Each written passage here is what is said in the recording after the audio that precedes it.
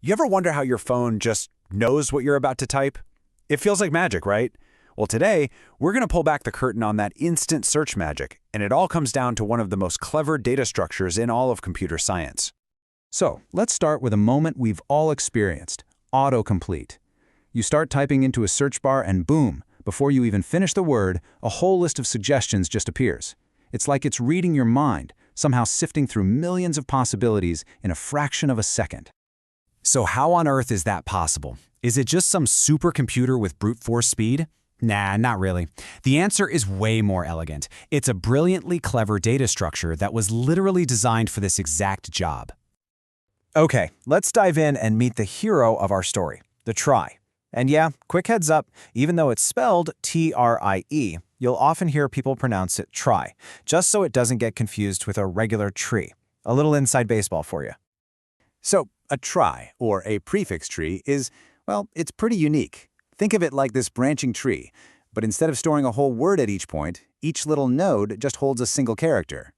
The real key is that any path from the very top, the root, down into the branches spells out a word, or at least the beginning of a word, a prefix. And here's where the magic really happens. Look at how words with common beginnings, like she, sells, and see, don't get their own separate entries from the start. Instead, they actually share the exact same path for their common letters, in this case, S, then E. This sharing, right here, this is the secret sauce. It's what makes searching so incredibly efficient. Okay, so how does this cool structure actually, work? How does it find what you're looking for or add new words? Well, it's actually surprisingly straightforward. It all really boils down to three basic moves. If you want to search for a word, you just trace the path of its characters letter by letter from the top. To put a new word in, you do the exact same thing, just adding new character nodes where the path doesn't exist yet. And yep, deleting is pretty much just that in reverse. This shows you perfectly the difference between finding something and not. A search hit is when you can follow the entire path for a word like shells, and you land on a node that's marked, hey, this is a real word. A miss, like if you search for shelter, happens when you're tracing that path and you just hit a dead end, a spot where the next letter T should be, but there's nothing there. And boom, the search just stops right then and there. But, this incredible speed, it comes with a price. Like any hero with a weakness, the trie has a really important trade-off. It's a classic story in computer science, really. The constant battle between speed and space. Okay, so this is the crucial point. Searching a trie that has 1,000,000 words takes pretty much the exact same time as searching one with only 1,000 words. Why? Because the speed only depends on the length of the word you're searching for, what we call L. It doesn't care about N, the total number of words in the whole dictionary. And that is just ridiculously fast. And when you stack it up against other common methods, like search trees or hash tables, you can see the trie's search performance, that L, is absolutely best in class. But take a look at that space colon. See that R+1N? That can be huge. R is the size of your alphabet, like 256 for all possible keyboard characters. That, right there, is where the cost comes in.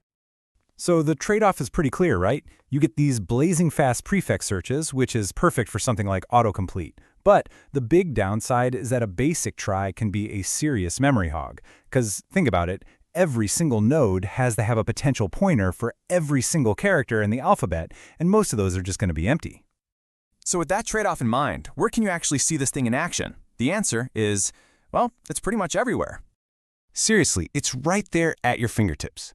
Every single time you search your phone's contact list or your messaging app suggests the next word you're about to type, there's a really good chance a trie is working its magic behind the scenes to make it feel absolutely instantaneous.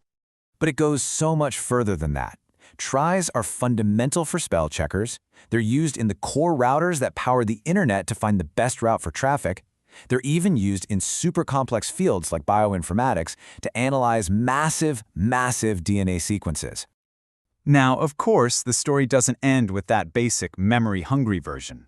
Come on, computer scientists are a clever bunch, and they've come up with some brilliant ways to solve that big memory problem. Right, so to fight that massive memory usage, more advanced versions were developed. You can think of that first version as this wide, sprawling thing that takes up a ton of space. But then came its smarter evolution, the ternary search tree, or TST.